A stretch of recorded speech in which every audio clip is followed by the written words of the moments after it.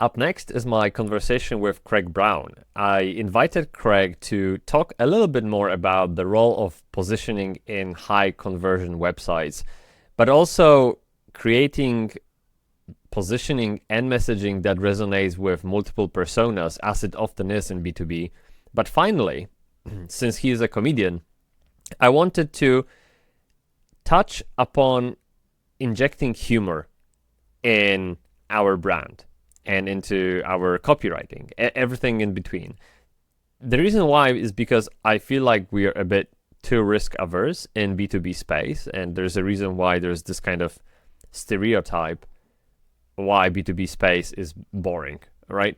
And so he was the great person to talk to about this, with his experience, with his background, with his services as a positioning consultant to SaaS startups. So I've learned so much from this conversation. I really hope that you do too. So without further ado, please enjoy, and I will see you on the other side. I think where I wanted to start this conversation, I mean, it kind of started already, but Yeah. We are here for a particular reason, and that's to talk about positioning, messaging, and how to use that to build websites that convert, and Yes. how to target multiple personas for Mm. larger brands, and Mhm. even how to inject humor right into all of that. Maybe Yeah. well, you'll tell me if that's If worth that's it. possible. Yeah, Yeah. if that's possible. And so the first point I wanted to touch on, and that's very close to me because I mean I build websites. Yeah. That was a bad networking event intro, by the way. Like, No, I if love that. No, that what was do great. you do? I build websites. Okay, well done. But let's discuss maybe something about positioning first, Yeah. and messaging as well. How clear positioning and messaging can help B2B marketers to build websites that attract and convert the right audience? Mhm. What's the role of positioning in building high conversion websites? Just before I get into that, though, can I say you saying I build websites is actually a really good thing to say and start with, because very often I will see even early stage B2B SaaS companies leading with something so vague and nebulous and in the clouds and world changey. I was just at a tech conference and I remember seeing this pitch from a Yeah. startup, and it was like 2-3 minutes long, and all the logos, all the social validation. You kind of think, oh, this is someone who's raising 2 million here. It's such Hmm. an early stage, like they've clearly got big plans. But by the end of it, I had no idea what they did. I still didn't. I still to this day don't know what they do. Whereas the pictures that were kind of very quickly, we are climate accounting software. I'm like, great, already have an idea of your category. Brilliant, let's go. Well, Um, I think there's spectrum to simplicity, and I feel like I'm being too simple with the messaging because it essentially bring me down to the same level as commodity, and there's no difference to me to and people on Upwork, for example. And in my head, I'm very different to those people. But when I right. say it like I built website, that's very generic. Of course. You're totally right that there's a spectrum. You go from talking about features all the way up to the kind of big Yeah. outcomes that you help people change. You could turn around and say, I help companies grow faster. You go like, Yeah. cool. All Well right. done. Yeah, in a nutshell. And so the reason I liked what you said is because for a lot of people, when they see messaging, there is already an existing frame of reference in their mind about who you are, what you do, what your product looks like, what it feels like, what that experience is going to be, which is why being in a category is really important. You're leveraging pre-existing information. So when you turn around and say, I build websites, there's already an idea in someone's mind about what it is that you could do. Now, you will need to Mm, follow up with that and qualify and be specific mm, about the things you do compared to others, and ultimately how that would support further outcomes that your particular target audience is looking to achieve. So that could be higher conversion, for example, or building brand authority.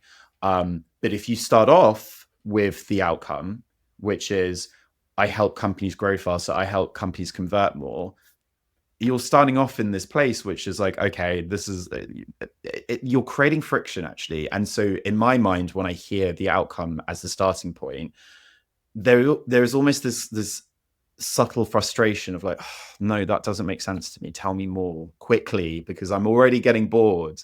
So, so don't be too down on yourself when you say that. And also, messaging is a journey. It's something that one should test in a quantitative and a qualitative way.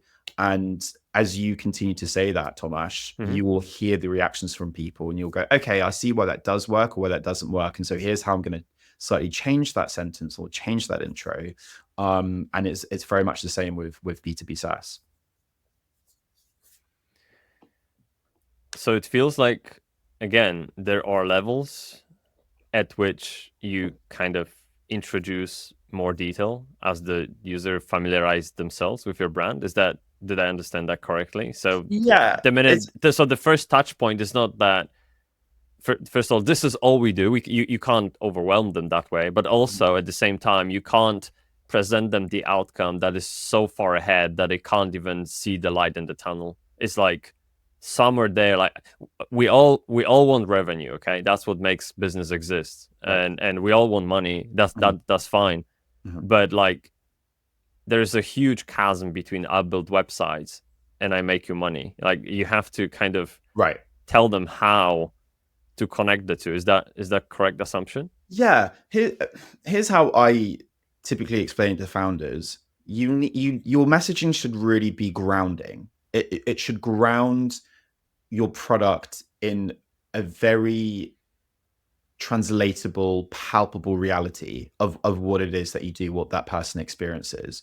So if you were to, there are different mistakes that businesses, startups can make when it comes to messaging. You either go too far up into the clouds of ROI and world change, or you are so in the weeds with features that are equally as out of context. But I would argue I would prefer the kind of in the weeds feature mistake versus the in the clouds mistake, because it's just slightly more specific, and there is a basis there in which you can kind of go, oh, by the way, here's why these features matter. Now, I'm not saying that you should do that, and I'm certainly saying you shouldn't go into the clouds ROI of your messaging. There is this kind of sort of happy middle that's maybe closer to speaking about features than it is about the big ROI value propositions.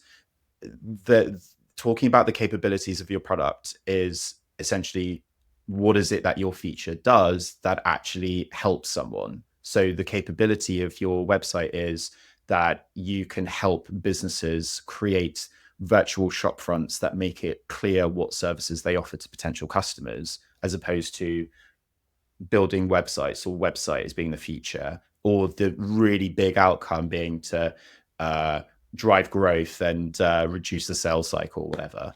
So often I'm speaking with founders that might be either too in the weeds or too well changed. But I think what I've seen over the last few years is that previously people were too feature focused. Now I think companies are too ROI focused with their messaging.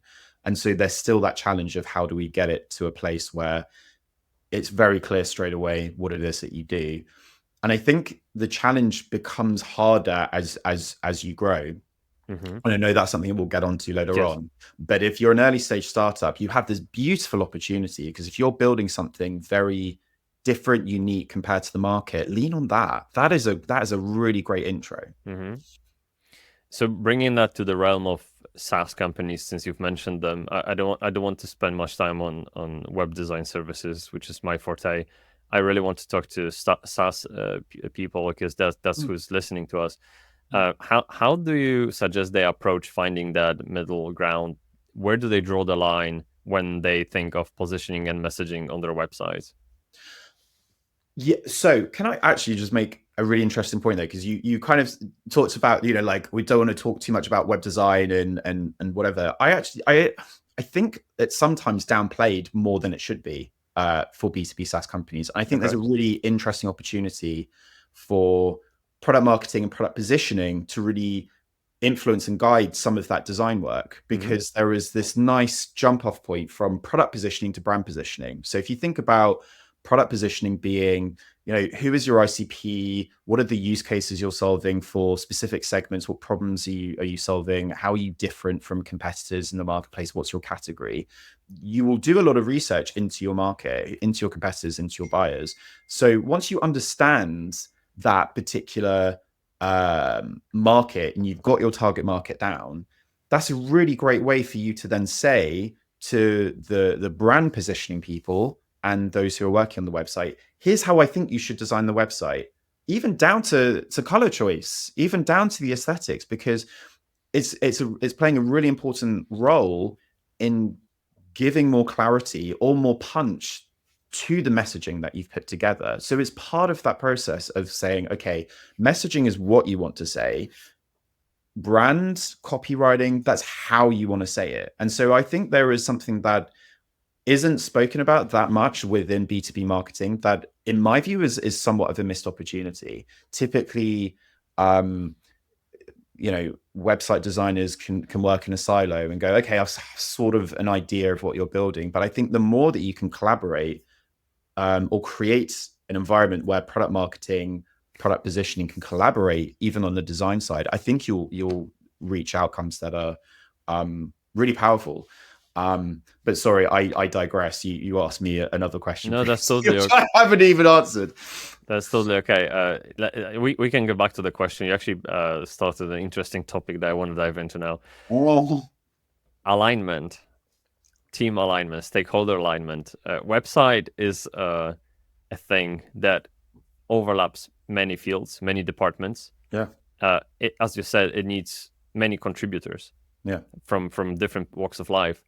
And I find it very challenging to bring people onto the same page. Mm-hmm. When we do workshops, we usually invite people from sales, marketing, creative, product, CEO, C-suite, overall tech, and we try to make them sing of the same page. Mm-hmm. And that takes almost a full day with very tailored exercises, semi-democratic process where we sometimes vote, sometimes discuss, but we cut discussion to the minimum because with discussion, the problem is that the one who can sell the best can overpower the group and essentially inject their agenda into the discussion.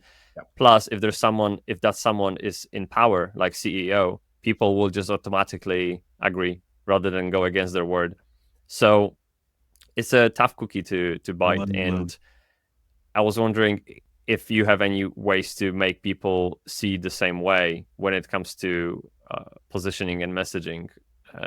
Maybe in the realm of building a website, but we can step out of it for a second because it's such a large scope, the messaging positioning is. So could you speak to that a bit? Yeah, I love this topic because you're really speaking to a kind of a very human thing, which is how can you really get people excited and bring them on this journey of what you're building. And I've worked with many clients where there has been this issue of internal alignment, and exactly as you say, certain stakeholders, teams, departments, individuals have this ability to shout louder or in a way that gets more people to listen, and therefore it's their way or the highway.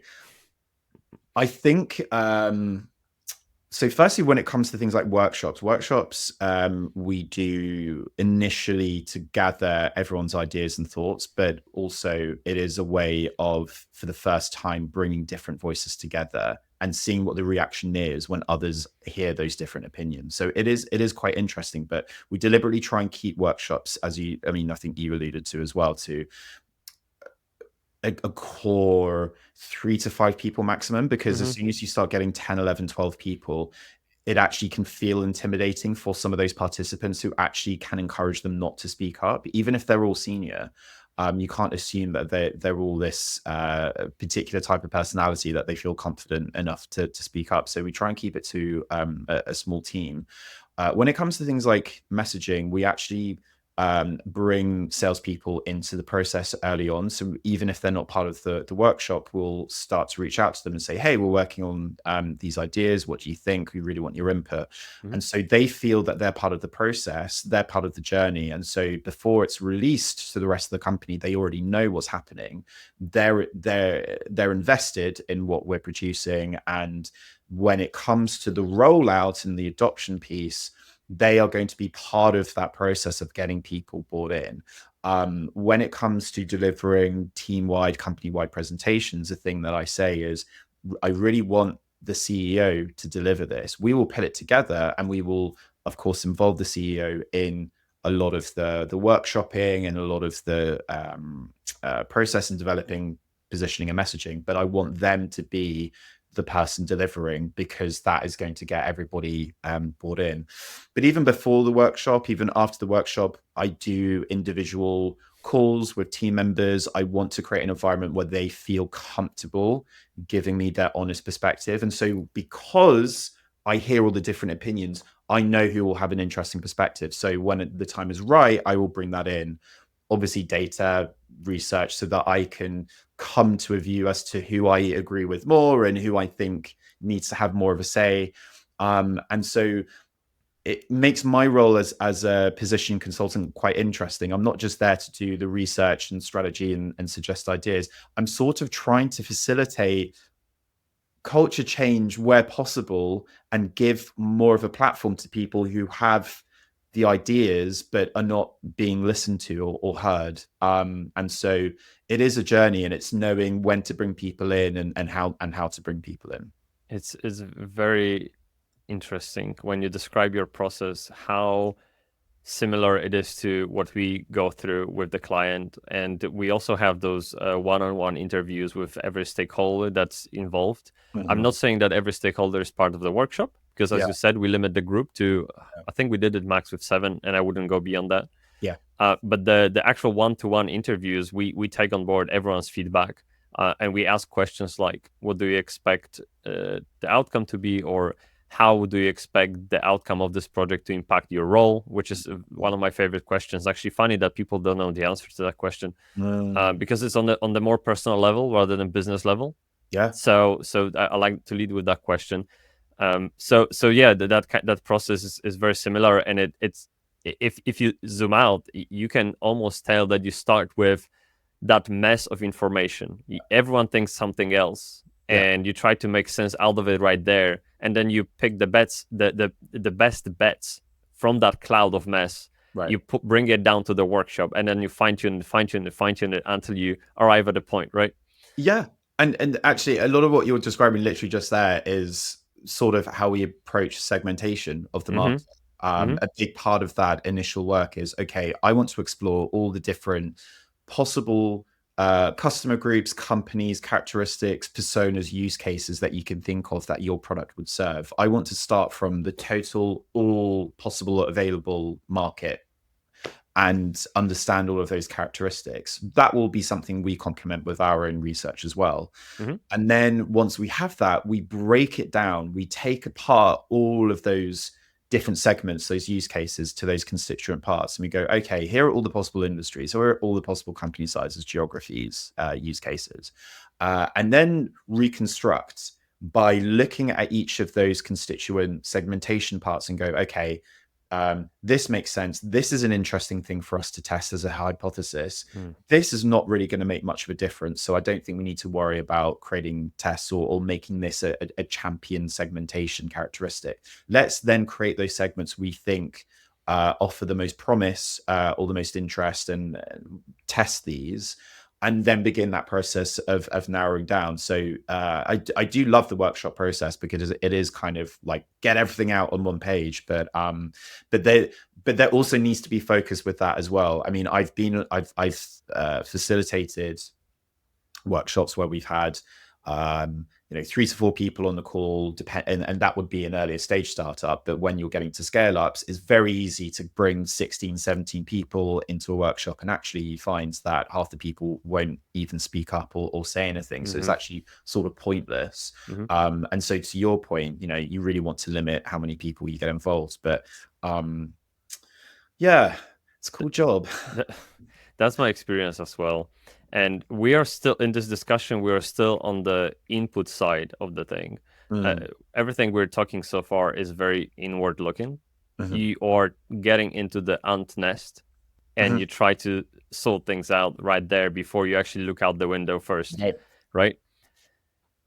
Um, how do you, so after you've done all those discussions, all those interviews, and you have a good idea of where you want to go with this, it's Yeah. still just an assumption. How do you validate that assumption? You mentioned tests. Could you speak to that a bit? So before going out to the market, and the thing, by the way, we should say this is an ongoing process. There's never one time for us to get this right. When I work with clients, this is really about how can we speed up that process of narrowing down the target market or narrowing down to key messaging Mm-hmm. and value propositions. But um, the thing that the thing that I ask for is what data do you already have? And often startups will underestimate their existing data sets, either because they're early stage, they don't think that they've got enough to validate. And so they sort of discount some of the campaigns they've done previously or some of the customer conversations that they've already had. And that's why they come to us. What I will say is, you are never going to have enough data for you to be in this position to say we are 100% confident that this is the right segment that we should target, or this is the right messaging that we should prioritize and lead on. We will do lots of research to get to that answer confidently, but I have been in many situations where founders or senior stakeholders will say, I still don't think we're quite clear enough, or we have enough to narrow down. And I say, the only way that you're going to know the answer to that is if we actually go out and start using this and start testing this. So the ways that we can validate that will be for salespeople on those initial qualification calls when they're talking about the product to A/B test some of our messaging. We will do cold outbound, either from the sales team, or we will do that in email campaigns. So, platforms like Apollo are really great because you can segment your audience and you can send out email campaigns to large groups, and you can start to see where those interest signals are, who's converting, who's not. If you are a startup, then you already have a little bit of website traffic, and that website traffic comes from particular regions. Then again, you can start looking at when you do A/B tests of messaging on your website, how does that change the behavior of people that visit? So there are different ways, practically, tactically, that you can do that testing. But I always think the interesting point is you will always you always have to make a compromise. You always have to make a call at some point that you go out to the market and you begin testing it. And you go out to the market to test in order to find that data. So why not just get going with it anyway? Like to me, it doesn't really kind of make sense that you're just going to stay where you currently are. Mm-hmm. Um, and it is something that I see often, which is this need for absolute 100% confidence and clarity. And so the validation thing that you ask about, Tomasz, is interesting because ultimately it's about data, and it's getting data to back up or test hypotheses. You might have an idea of where you think something's going to go, but for product marketers, we really should leave that assumption baggage at the door. And sometimes that data can tell us something different. I've been working on a project very recently where we had, personally, a pretty strong conviction that there is this partnership channel go-to-market opportunity, but actually the client turns around and said, "Oh, sorry, we just remembered. We actually did a campaign on this 2 years ago, and actually it failed miserably." And so there are still some things that we want to figure out with that and say, okay, is that because of timing? But was that because the messaging was off? Actually, we reaching out to the wrong partners. So there still could be reasons why our assumption that actually this could be a potential good opportunity or go-to-market channel is a good one. And when you tested it, there are reasons why it didn't work, or the data that they have, which is sort of dated, it was from a couple of years ago, actually still stacks up and actually says, you know what, that isn't a channel. So you can always acquire loads of data, but at the end of the day, even with that data that backs up an argument, there is still a little bit of a leap of faith that you have to take even after that. So I think there is always a trade-off between getting loads of data, doing loads of testing, and then really going in and leaning in on messaging, go-to-market, demand gen, based around that positioning and messaging. Sometimes you just have to kind of get going. Otherwise, you're waiting another 6 to 12 months to just feel a bit more confident. And will you be confident enough even at that point? The way you describe it and how I see it, being comfortable with a certain level of uncertainty is pretty much a must for a decision maker. And the more you want to know, the more it's going to cost you. And the 100% certainty is almost unachievable. It's just like, imagine the cost of census being 100% accurate. Yeah, it's just like you pretty much can't do it. Like, this is just impossible. All right. So if you think of uncertainty as a graph, one axis is the uncertainty, the other one is cost of reducing that uncertainty. When you know nothing, almost anything will tell you something. Even your gut, even your experience is very valuable at this point. Just do something and see what comes out of it. But the more you climb up and the more certain you become on the topic, 30%, 40, 60%, you'll have to dish out more and more money, more and more resources to move just a bit, like diminishing returns, essentially, right? That's about it, right? Totally. And like the irony of this idea of, we want to wait because we want to know more information is that you're preventing yourself from going to market, which is actually a way of acquiring information and data. So you put yourself into this very risk averse position of, I don't want to go out to the market and say, this is who I am, this is what I do, because you're sort of scared of failing. And when you failure is acquisition of data.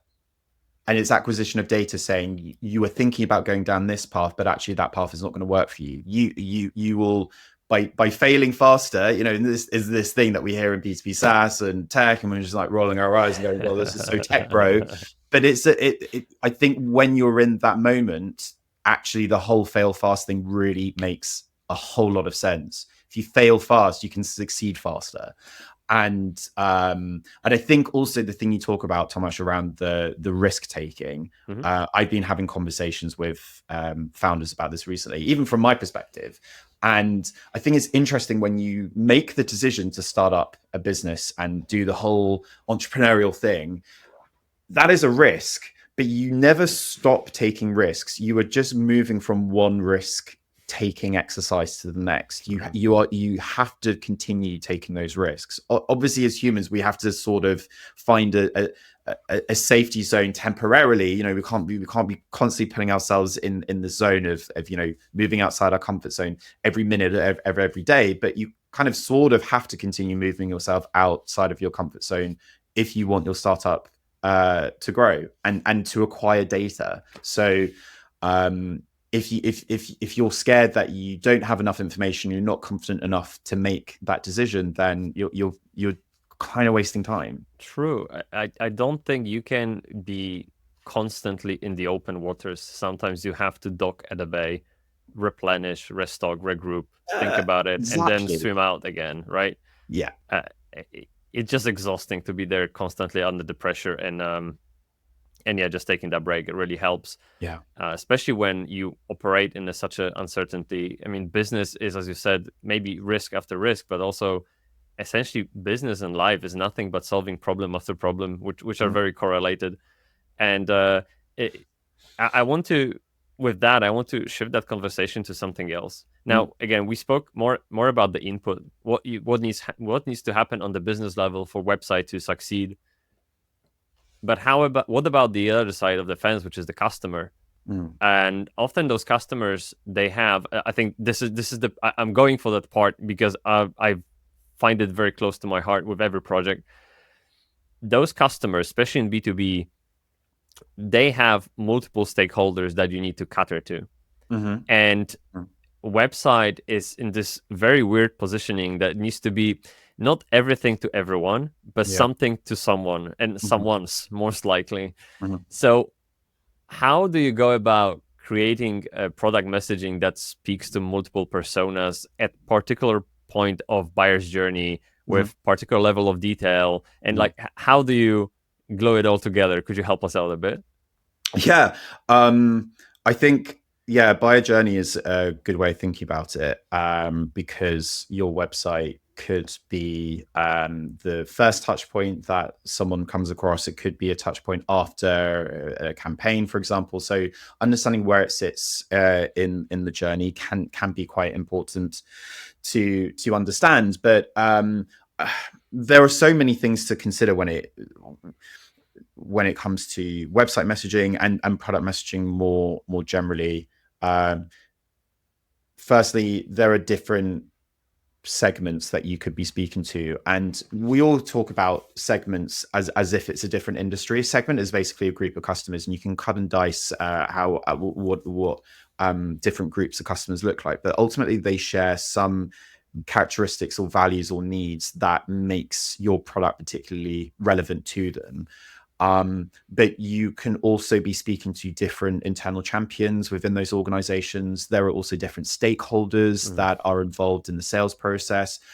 When do you speak to them? How do you speak to them?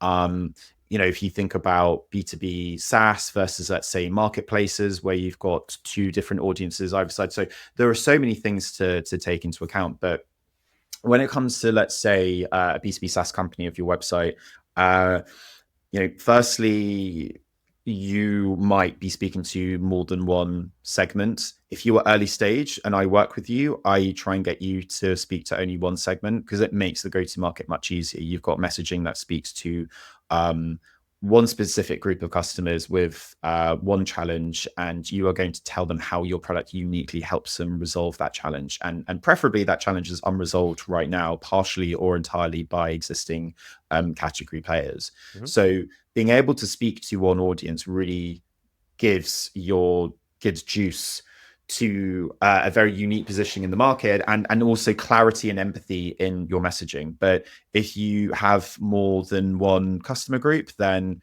you could literally call them out in the headline or the subline below the headline.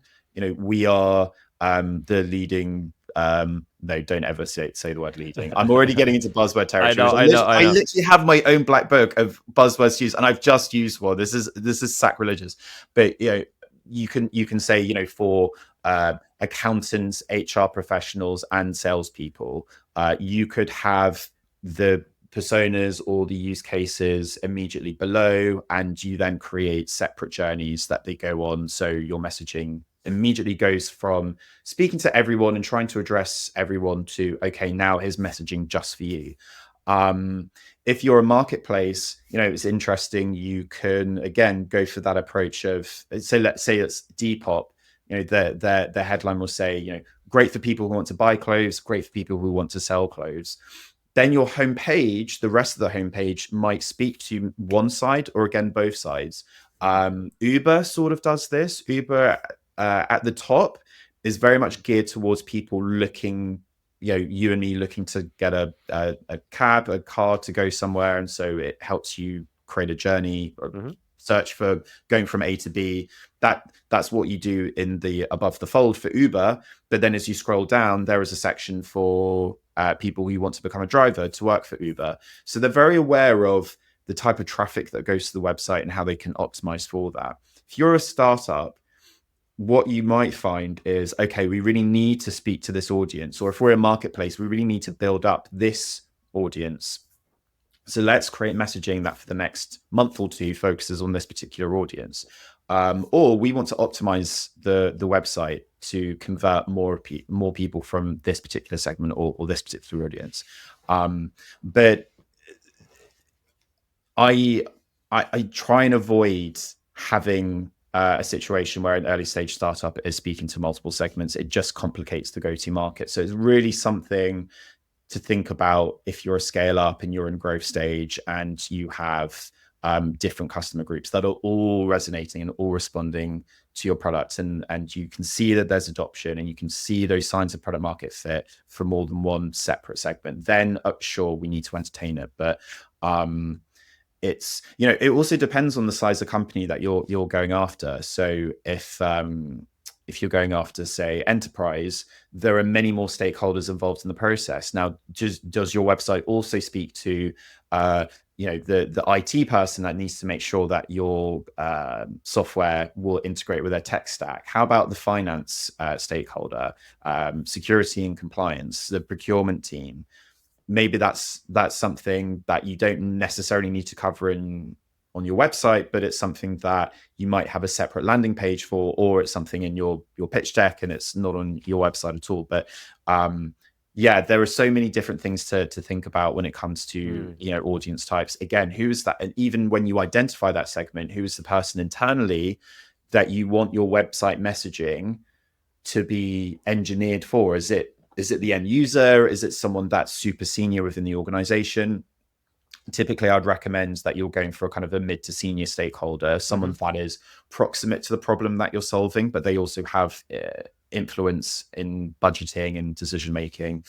So there are some, I guess, rules that I like to follow, which is try and focus on one segment, especially at the early stages, and that mid to senior level stakeholder. But that can change depending on if you've got a PLG motion, then you might want to be speaking to a slightly more junior stakeholder. Again, that's not always the case.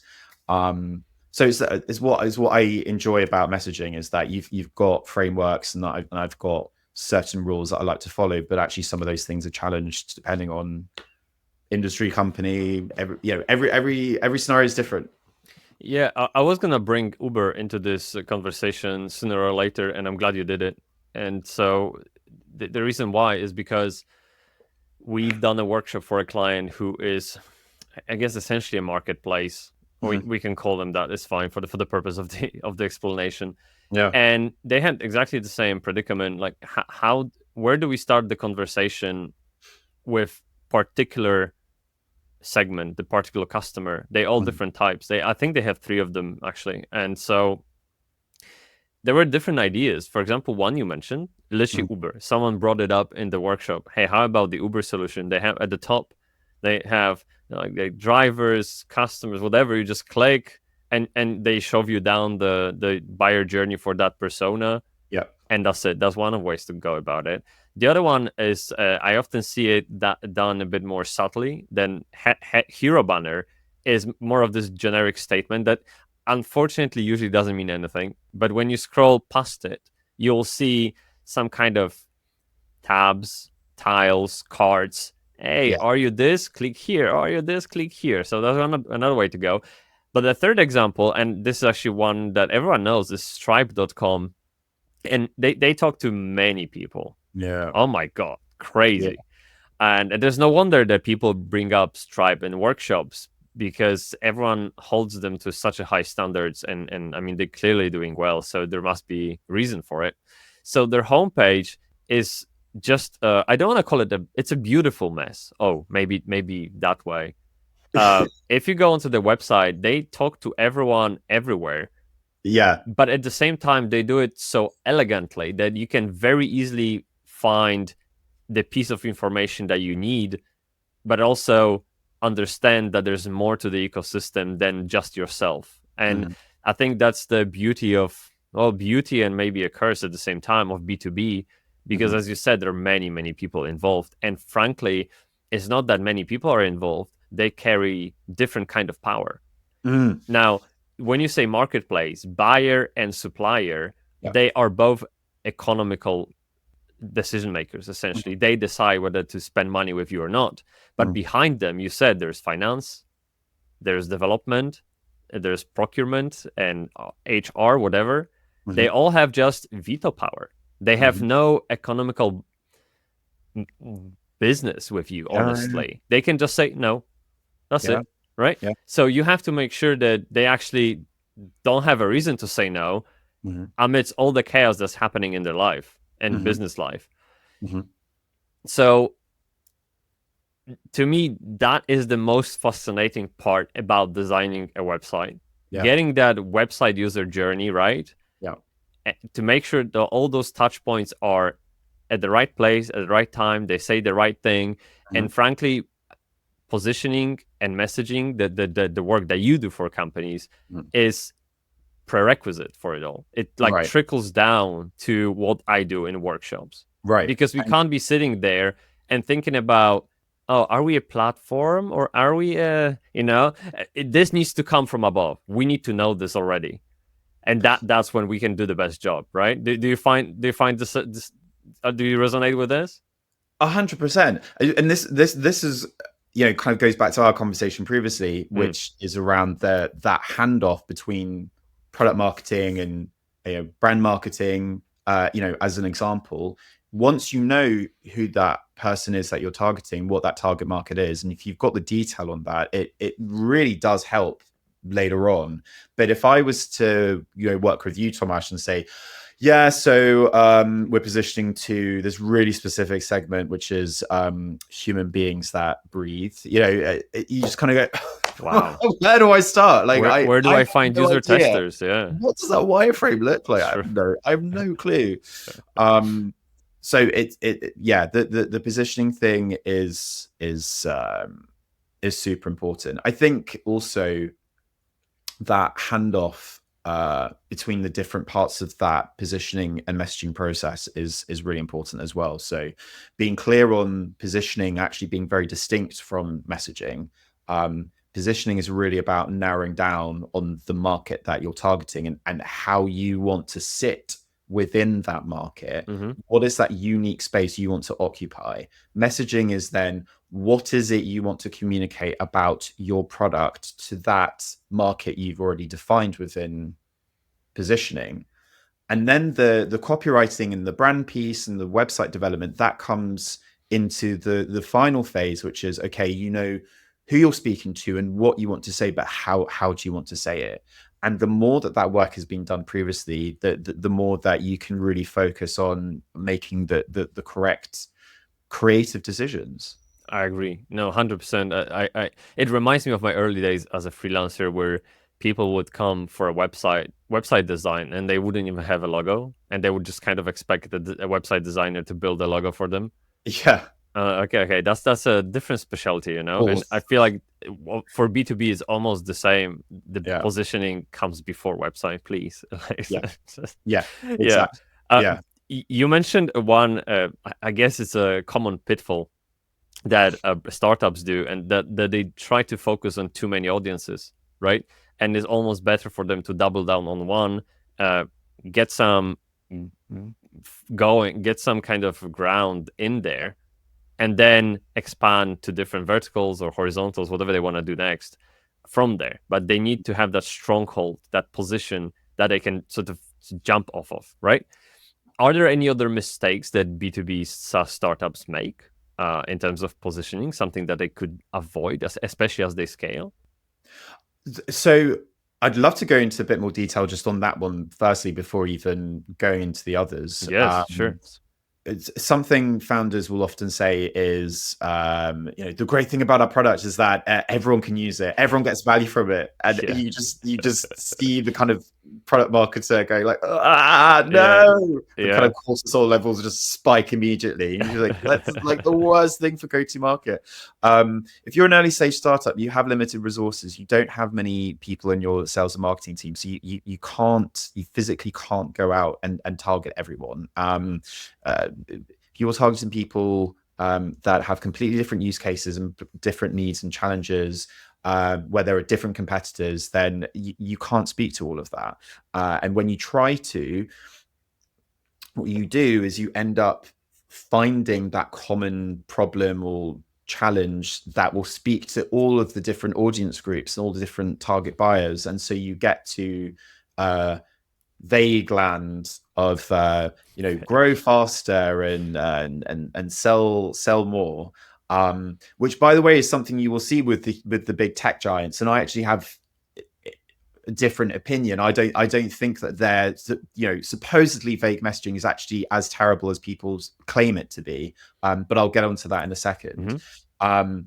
But targeting different groups, I think everyone gets the idea that, yeah, sure, it makes your messaging more vague, and it cuts out any opportunities to be super empathetic and really speak to specific emotional and social dynamics that that very specific target group is targeting, and it makes it hard for you to stand out.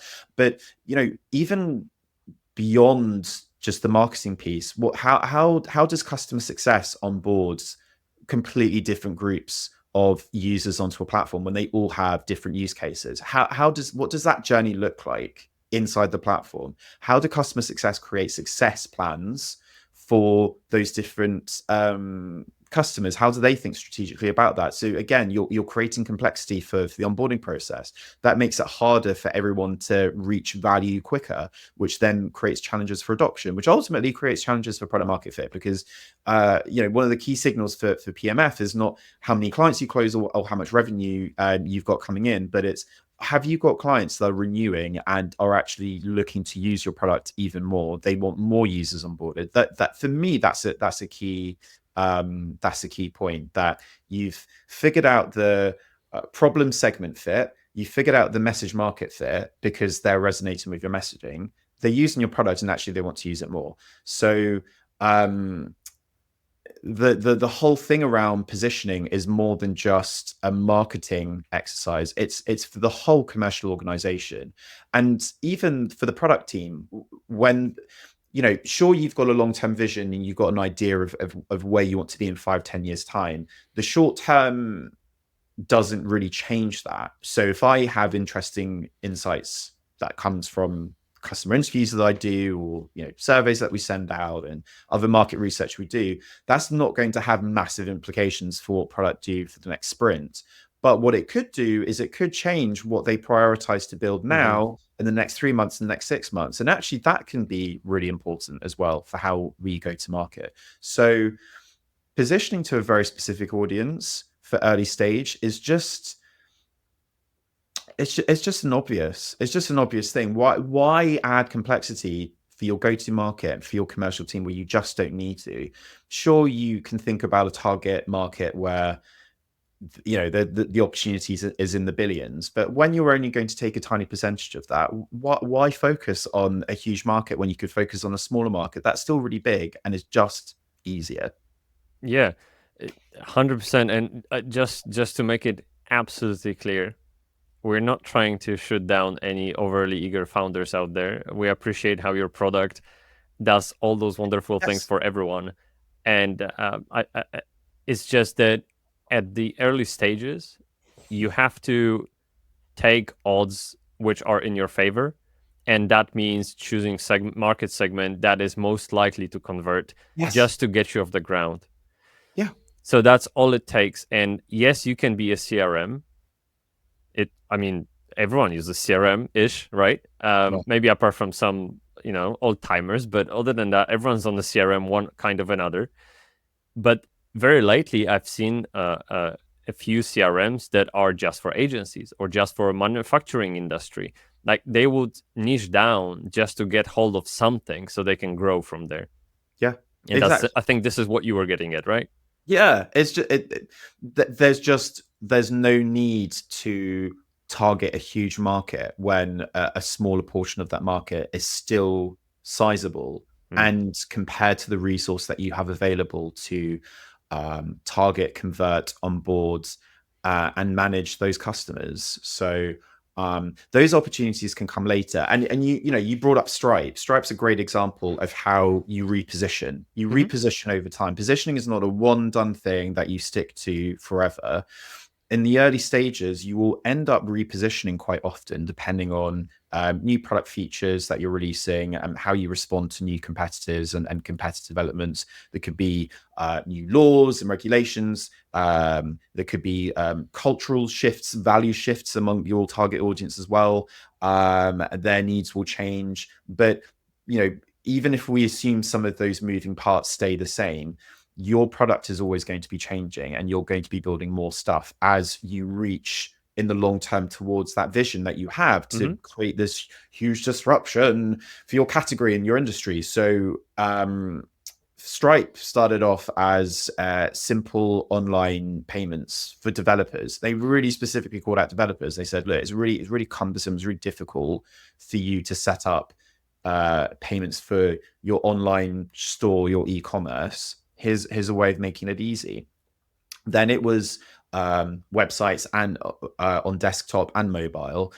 Then they became the leader in online payments. Then it became a bigger thing around helping online e-commerce businesses grow faster and scale. Then it became financial infrastructure for online businesses. Then it became financial infrastructure for all businesses. And I think like the latest headline is financial payment infrastructure. I think something with financial infrastructure to grow your revenue. I mean, it's so big, but sure, that's fine because it's Stripe, right? And at this point, everyone knows Stripe, and they have moved from targeting SMB and mid market to now super enterprise. So it's this very big, ambitious messaging and positioning that they go for. But even with this very vague messaging that we will see from the big companies, and we will label it as vague and in the clouds, and I think unfairly people will say it's lazy. I think there's a lot more research that goes into these big headlines than they give credit for.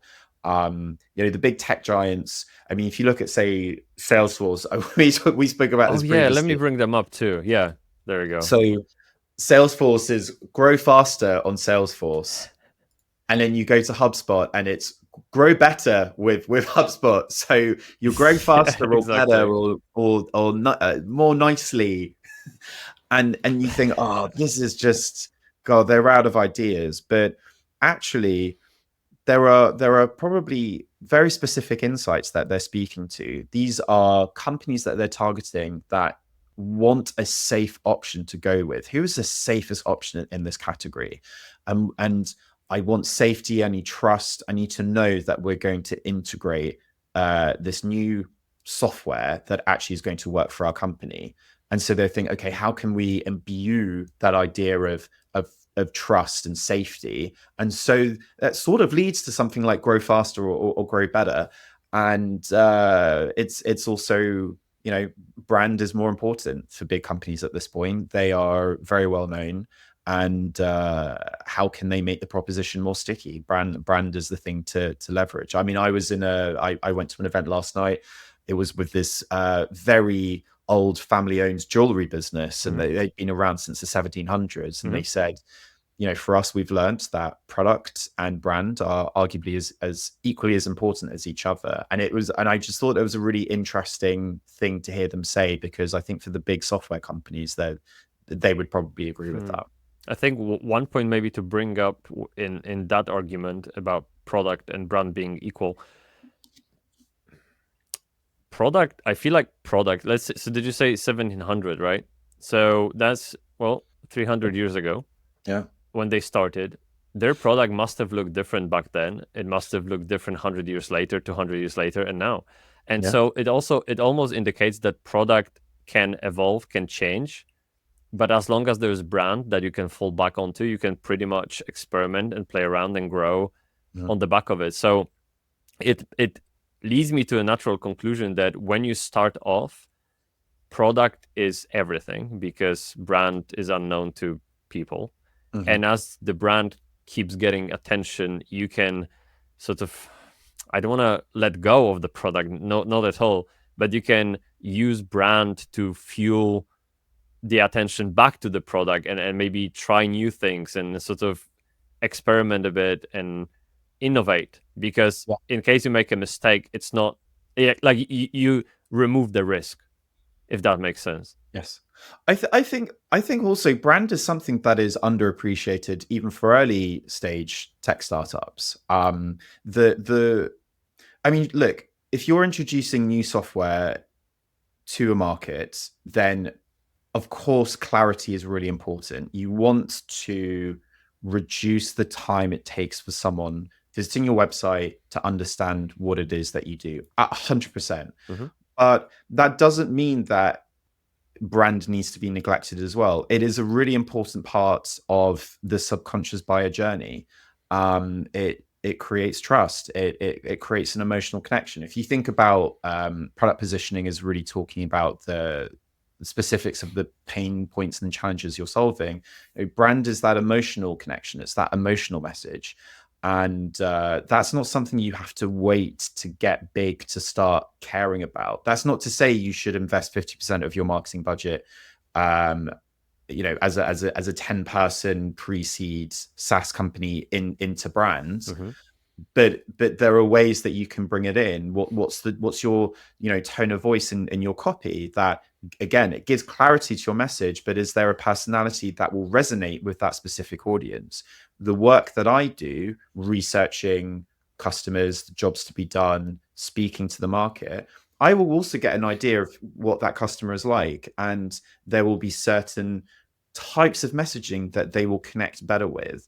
Are there concepts or ideas or words that are very nuanced and esoteric and understandable to a specific audience? Again, that is something that you should bring in, and product marketing will say if there are specific phrases that you hear customers using, again, incorporate that into your messaging. But even in terms of the character or the personality of that messaging, is there a way that you can create it that makes it more familiar for your specific target audience? So again, there was this really nice opportunity as an early stage startup to think very specifically about creating an intentional brand, as well as your product positioning, that resonates with your specific audience. As you grow, that's another challenge. How do you have a brand that then starts to speak to more audiences? And it's actually a similar challenge to how do you develop messaging that speaks to a growing target market and a growing target audience as you grow as a company, launch new products, etc. So I think brand is something we can see big tech companies very obviously invest in, but I do think there's an opportunity as well for younger tech startups, and I think it's something that we will see more of in the next couple of years. And actually, sorry, just very quickly, just one very obvious example of how that is already happening. Increasingly, I see founders on LinkedIn of these tech startups building their own personal brand, but that is directly connected to the brand of the company itself. And that again is an example of where startups are starting to think about the importance of brand. That actually tracks with what Vasi, my previous guest, said on the podcast, that if you are an early stage startup founder, you should lean into your personal brand until your business brand sort of picks up on. But you don't ever have to let go of personal branding at all. One example would be Jason Fried from 37 Signals, right? I listened to their podcast a while ago. Rework, I think, is the name of their podcast, and he said that he actually notices a dip in sales when they stop posting on LinkedIn because they took a hiatus for a month. So they're very, very connected to the sales funnel as a founder still after all those years, and after having Basecamp and all other products really establish themselves on the market. So I think personal brand is really underappreciated nowadays, and people should lean more towards it, even if as you scale the business. And so we kind of spoke about adapting your, I guess we spoke to adapting your messaging as you grow, but we only used an example of a company that operates in a oversaturated market. I think CRM is really an oversaturated market. There's so many CRMs. How does your approach differ in markets that are very niche? Do you ever have to adapt your message, or can you just ride the wave from the beginning to the end? If there's no end, obviously, but like for a long time, because at the end of the day, if you work with a very specific market, I feel like you kind of always have the same problems to solve, and you always speak to the same people. So what do you think? I think before we even talk about messaging for companies in a niche market or very established markets, again, this comes back to your positioning strategy. So I've worked with SaaS companies in very crowded categories where there are very obvious leaders, and you think like, wow, okay, you're coming into this, that's pretty ambitious. I hope you're ready. I've also worked with SaaS companies that are creating new categories, and creating a new category is very challenging because you are much lower down on that problem awareness curve. So there is more work you need to do to educate someone to say, by the way, you actually have this problem. This thing that you've done, or you do, and you assume it's fine, or you assume that's kind of how it has to be. It doesn't have to be that way. So that, the work that you have to do there is a lot more work to be done. But it's also an interesting opportunity because your competition isn't a host of other SaaS platforms where you're trying to find some differentiation, or maybe you're trying to find a use case that you serve that's different to the others. Your competition is the old way, the way that people are currently solving that problem, which could be, hey, we go to consultants and they help us do this thing, and it's very manual and it takes us months. We've now got software that can help you do that same thing in hours. That's it. That's a huge jump. So the differentiation there is so obvious. Yeah. And the positioning is so obvious. Get this thing done without having to wait months. Get this thing done in 2 hours. Like that, that's really obvious. So the question is, who is it that you target that is most open to doing things the new way? You might find that there are some people that are averse to new technology or to new solutions, and so you might want to find someone that is a little bit more open-minded, and you want to speed up that sales cycle. Or what you offer is just so incredible that doesn't really matter. But again, those insights will come through as you start to segment your market. When it comes to a SaaS business in a far more established category, the differentiation is more important. And so who you then position yourself against is really important. Are you positioning yourself against the whole category? Are you positioning yourself against a group of tools or a type of tool? Or are you positioning yourself against a very specific competitor? You might not call out that competitor, but you kind of imply what that competitor does and what the shortfalls are of that competitor. You bring up CRM, which is a really interesting one, because I've been speaking about this recently. I think CRM is very ripe for, I really hate using this word, but for disruption. Okay. Yep. Salesforce has been around for a very, very long time. They are very clearly the market leader. They invented CRM. But the UI UX, it hasn't really changed a huge amount for a long time. I'm not sure. I mean, I haven't used Salesforce for a while, but I don't know if they've jumped on the AI bandwagon. Are there certain segments that feel that Salesforce isn't for them? If you're an SMB, Salesforce is probably not the obvious choice. So how can these new CRM entrants focus on the SMB segment, really build up a customer base, then start to go mid-market, and then from mid-market they can begin moving into enterprise? Which, by the way, gets me onto a slightly separate topic that I won't go down this tangent, but thinking about positioning and messaging, the sales journey for SMB versus mid-market versus enterprise it's very different. And usually I say to any founder that says, hey, we're targeting enterprise, I'm like, you're a pre-seed startup and you're going for enterprise. As a I hope you have a lot of runway for those long sales cycles and how complex those sales cycles are. Yeah. But so for a category like CRM, I would also say accounting software is very ripe for disruption as well. And I'm excited to see players coming through that says, actually, I use a Zero, for example, and Zero is cool, but I think there's opportunity for Zero to be much better. And I'm excited for accountancy platforms to come through that says, yeah, we're going to take some of the work off of your plate, where you don't have to do all these manual reconciliations of payments. All of this is done for you. So it's contextual. How crowded is your category, and then how do you stand out in that crowded category, and who are you positioning yourself against? Or are you creating an entirely new category, which brings its own challenges, but actually can be exciting? What I think, what I try to advise against is a founder that thinks they're creating a new category, but actually they're not. And there is there are many benefits to actually putting yourself into an existing category, leveraging the existing knowledge that your target market has, because that category exists already, and a lot of that market education has already been done.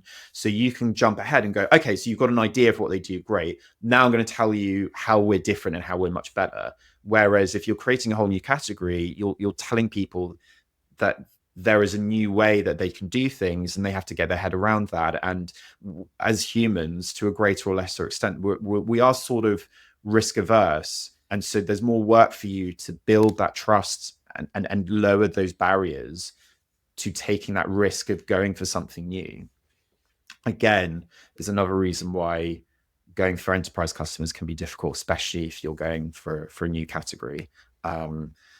They can be very risk averse. So yeah, that's kind of like probably a very tangential answer to your question about positioning a niche versus very established industries and categories. Yeah, there's a lot to go through here. A lot. I'm just thinking. Yeah, I was thinking that you were talking, trying to sort of absorb everything that you've said, and it almost feels like the. Okay, let me try the other way. So one market that I observe very closely, even though I really don't care that much about that market, is finance. Apart from my personal finance, then I mean, what does finance have to do to you? Yeah, it is what it is. But banks are my favorite entertainment, I guess, to observe how they react to so-called disruptors. Yeah. Right. You have Monzo, you have Starling Bank. I mean, those little companies, I mean, they're really tiny in comparison to Barclays and all of that. How they can come in and just blow everything up is just great. And I absolutely love those companies. I'm a customer of Starling myself. And I really appreciate how they manage to do it and just come in and shake the world. And CRM, I feel like you are right about the industry just awaiting someone to come in and just bring mayhem. And the reason why I say this is pretty much HubSpot, Salesforce, like, who cares which one you choose? It's pretty much the same, dude. Like, there's some changes to the interface, but they all have contacts, they all have companies, they all have workflows, attributions, tracking for websites. Like, this is all the same. So it's all about maybe branding, some affiliation, and maybe, I don't know, training, internal training that some people had that you don't have to dish out if you chose the other provider. One thing that I found when I was searching for a CRM myself was I can't remember the name of the company. I'm really sorry, but I love their approach. Is they give you a blank canvas and you build CRM yourself. Right. And I know people just immediately turn off when they hear that, but I am the software engineer in the background. I'm a nerd, and I absolutely love solutions like this because all I see is just opportunities. And I love so to be honest, completely honest with you, the building. So when you build a thing with Lego blocks, the building of it I enjoy, but when I build it, I can leave it alone and give it to someone else. Yeah. And when you give me a CRM like canvas that I can put blocks together for myself, that's fun part. But then using it later, okay, you do it for me. Okay, thank you. I'm just gonna delegate to someone. So I wish I don't know what's the conclusion here, but basically where we're getting at is essentially that there is a room for new startups in every space, whether it's oversaturated or not. It just depends on the strategy, positioning, how you describe yourself, and what kind of customer you go for. Sometimes it's not a good idea to go for enterprise because of the long sales cycle, and you might not have enough resources to exist throughout those sales cycle. But you can do anything with the right mindset and right approach, right? That's the I th- bottom line. this is what I kind of love about positioning is that hypothetically you could have exactly the same product as someone else, but you can speak to a completely different use case in a very specific segment, and then Mm-hmm. suddenly your product is the one that looks most interesting. Mm-hmm. Now, there are so many mitigating factors there, right? If you take that approach and go, okay, I'm going to target this specific enterprise customer, that's going to be much more difficult than I'm going to position to target this specific SMB customer, right? But hypothetically, that is one way that you can stand out. If you put zero effort into making your product different, you can still go in with positioning. Now, that's still not going to solve all of your problems. There are customers that will have varying degrees of knowledge on the competitor Mm-hmm. landscape, and so some will do their work, others may not do as much. But if you have, let's say, 4 CRM systems, and they all broadly sound the same, but there's one that says, hey, we're the CRM for small vets that are Sagittarius who live in Oxford. then if you're that person in Oxford, you're going to, oh, well, that's the one for Yeah, me. Great. yeah, Let's basically. have a Yeah, look. yeah. So it can be interesting, but it kind of goes back to my previous argument as well, that I think, your product kind of has to be there as well. Mm-hmm. And that's a gray area. Like how different is it, and how much is it actually adding value, or is it a nice to have? By the way, the CRM example you brought up, is it called Attio by any Yes, chance? yes. Yeah, I think Attio is really interesting, and I think what they're building is really cool. And there's clearly a lot of momentum behind them. They will take, I think they will take the approach of focusing now on SMB and mid market, and will eventually start making their way up to enterprise later on. But that's an example of how you can disrupt a very established category. Something like CRM, it takes time for that opening to appear. I'm not sure that opening would have been there 5 years ago, but you sort of need a gap to open up between what the existing capabilities are of those market leaders, what customers exist that feel somewhat unserved or unresolved by all of the Mm-hmm. capabilities of those platforms, and also what technology now exists in order for you to build something. And I think for Attio and for the other disruptors in CRM, there has been this kind of meeting, if you like, of those factors. Generative AI, you've kind of got big incumbents that haven't released new products or new features with the same hunger that early stage startups do. So there is a capability that has opened up.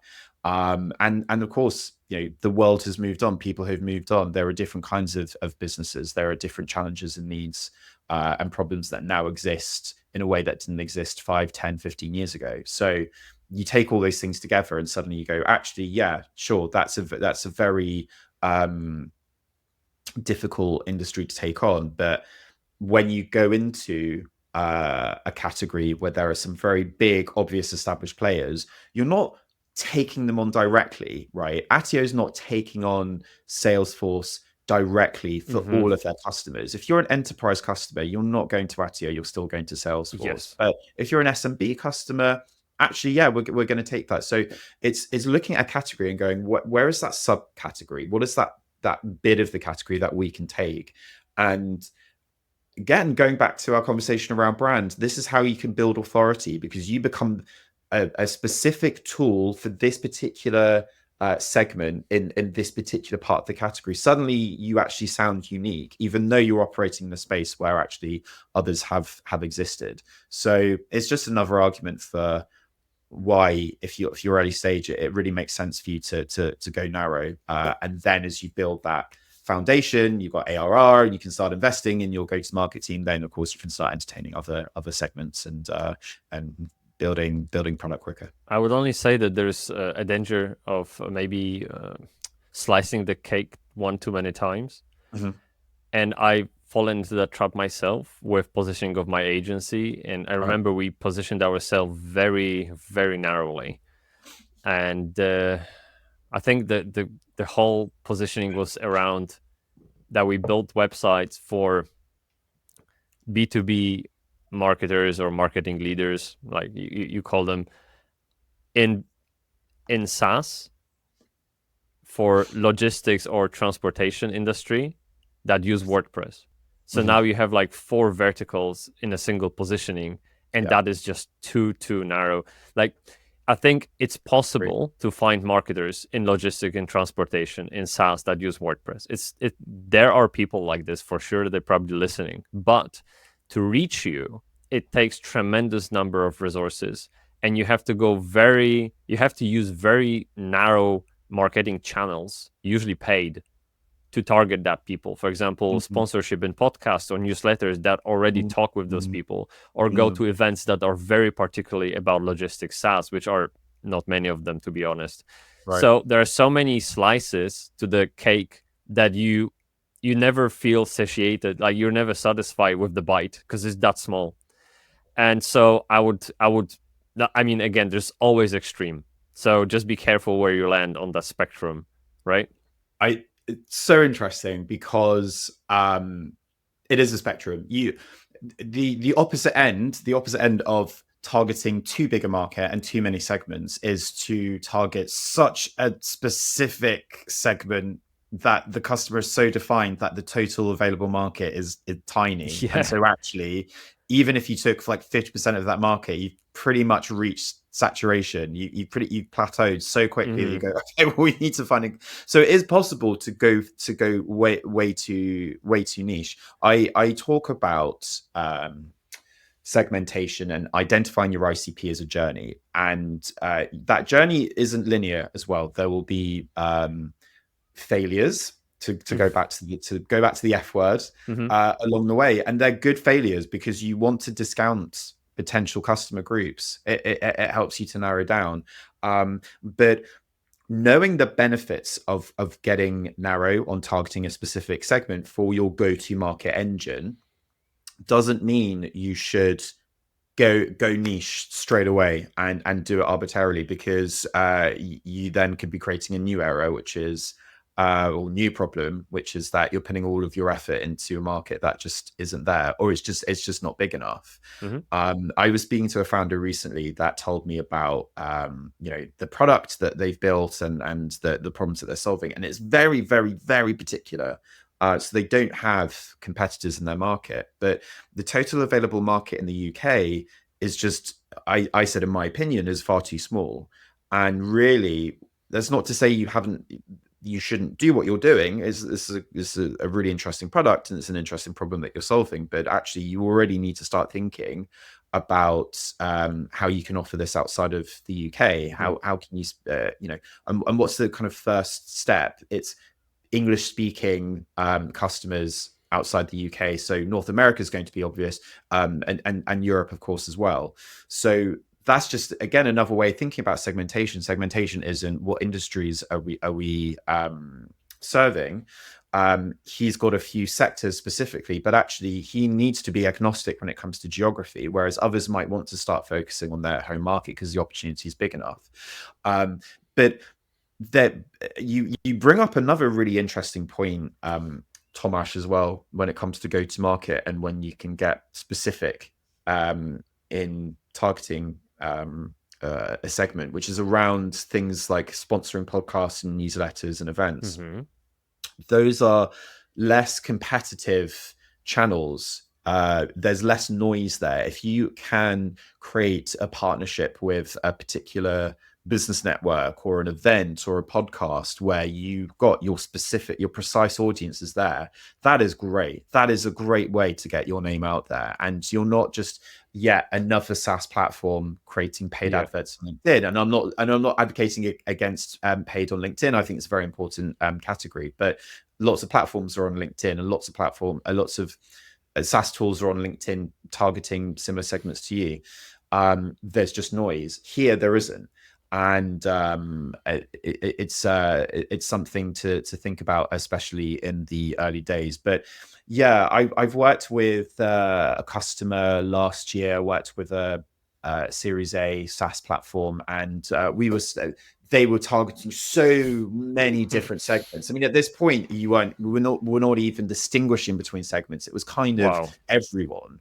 And what we did is we got it down to three very distinct segments. Now, to them, I said I still think it's best for you to go for one segment, but here's three. That's an improvement. Do we have enough data right now to know which one to go after? No. So we need to do some testing. So right now we're going to set up your website to optimize for these three segments and the use cases for them. Over time, we want to be getting that down to two, and potentially down to one. So it's a journey, and you don't want to just go from everything to something very niche and very specific too quickly. But I guess the caveat is you also don't want to take too long to get there either. You're a startup, you've got a limited amount of runway. So you just want to find a way of getting to that point as quickly as possible, but don't rush. I have an example of that as well, which I believe worked out pretty well for a company. We worked with a tech startup, that targeted postal carriers only. So they only had a market of 140 companies in the world. Wow. Okay. Right? It's like ABM straight away. Crazy. And we built a website for them, and then it worked out for them great because they were eventually acquired by a massive company that's been logistic provider for ages. And so I think maybe sometimes when you go down for a very specific market and it's extremely sustainable for you, still, like, you don't put yourself in danger of going out of business, but you go for the very narrow niche market, you do well by them, and then you eventually get noticed by someone larger and they want that piece of market, but you've already conquered it, so they're just gonna acquire you, right? So I mean, as long as it's viable, go for it. But be careful to not overdo it one way or another. Is I think that's the way to sum up. Have you got any? So we spoke about theory quite a lot. Have you got any like frameworks and tools that people could use to help them kick off their positioning messaging journey? Anything you use for yourself? Yeah. So with positioning, there are key attributes that you really want to be thinking about. And there are kind of various leaders in positioning that have created frameworks and templates and approaches. April Dunford, for example, is brilliant. And there's a book called Obviously Awesome. Oh yeah, we know all recommend. we all know that. Yeah. So firstly, who are your competitors in your space, and understanding what they do and how you can stand out from those competitors. What are your product features? Focusing really on your unique product features, because as I said, hypothetically you can position the same product in a different way, but it's better if you're positioning a different product. So what are the unique features and capabilities? So feature, the thing your product does. Capability, what can a user do with that feature? That's really cool. Once you've listed out all of that, then take it to the next stage and identify what are the benefits that you offer. So can you do something much faster? Is it something that's automated and less manual, for instance? Talk about the benefits, talk about the value. Then the thing is around understanding your target buyer. Who is it that's going to get the most value? Who's the one that's going to fall in love most with that product? Now, this is where the insights you get from speaking with customers is really interesting. What you want to do once you've identified the parts of your product that's unique, how can you then map that to very specific insights with your buyers? So in particular, the jobs that your buyers are trying to accomplish, those tasks that they're trying to get done, that where there is some pain or some friction that's involved, and what are the outcomes that they're ultimately trying to achieve as well. What does really good look like? So then you can kind of say, right, how do I map the capabilities and features of my product, especially the unique stuff, to solve the jobs that they're trying to accomplish and get them to those desired outcomes? Then you've got this matrix where you can go, right, I know exactly what features I should be speaking about and how to talk about them, because this is what they're trying to get done. And then the other part is figuring out the category. There are different ways that you can think about how you take on your competition. Again, do you take on the competitor directly? Do you find a specific part of that category that is less crowded that you can occupy, or are you creating an entirely new category?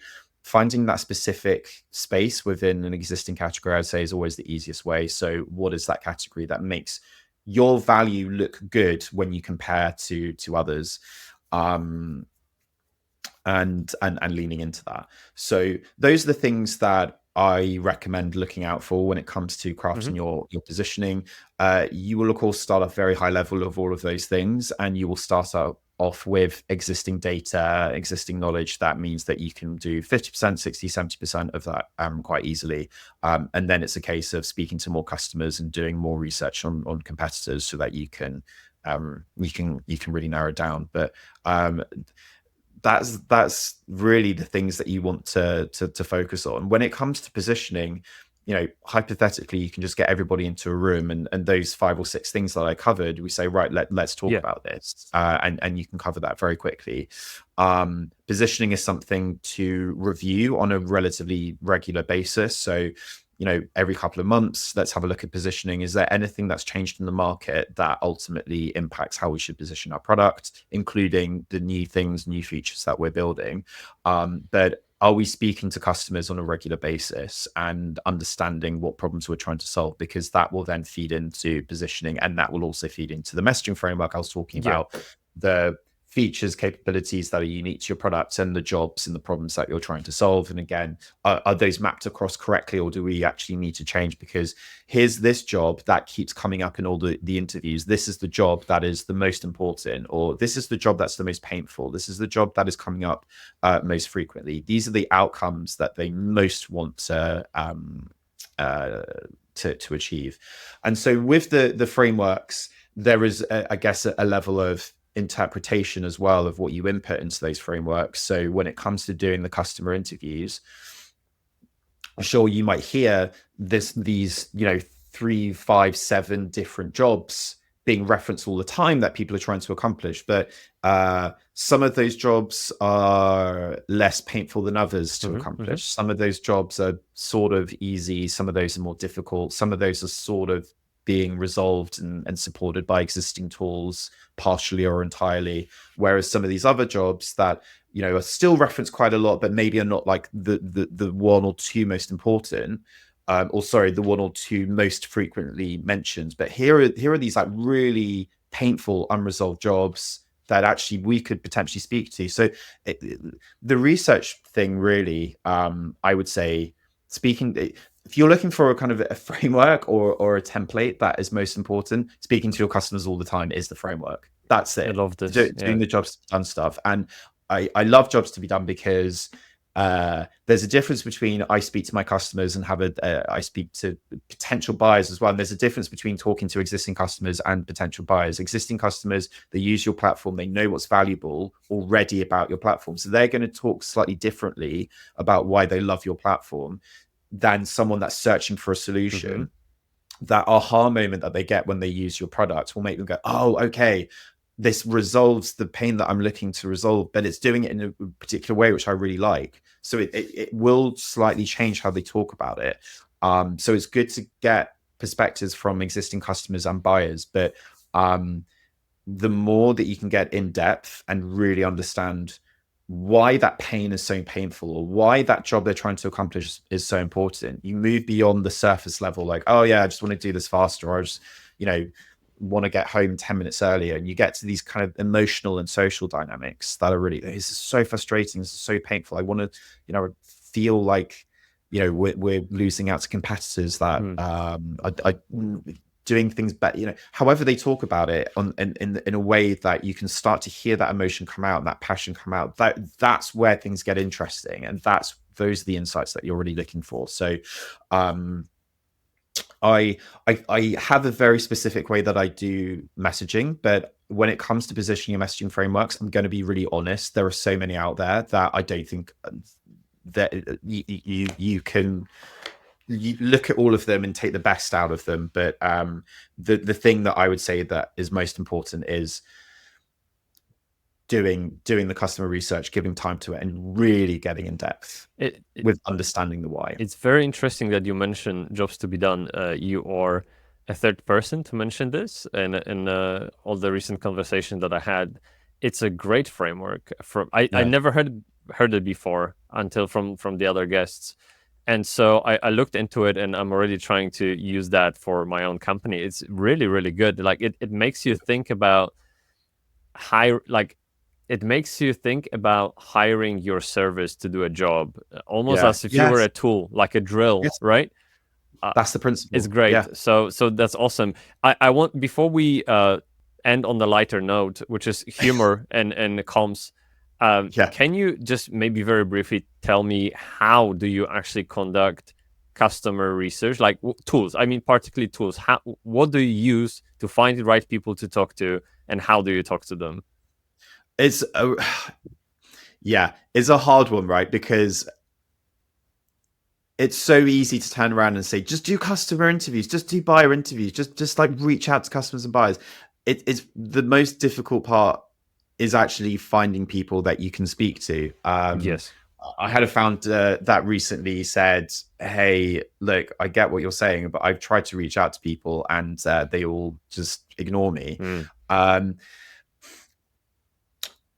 There are a few things that you, I guess, need to try, which is how do you incentivize people to give up their free time? And it's hard because ideally I want to get 60 minutes of everyone's time. Sometimes I need even more. Sometimes I don't quite need 60 minutes. Yes. But how can you get someone to jump on the call with you?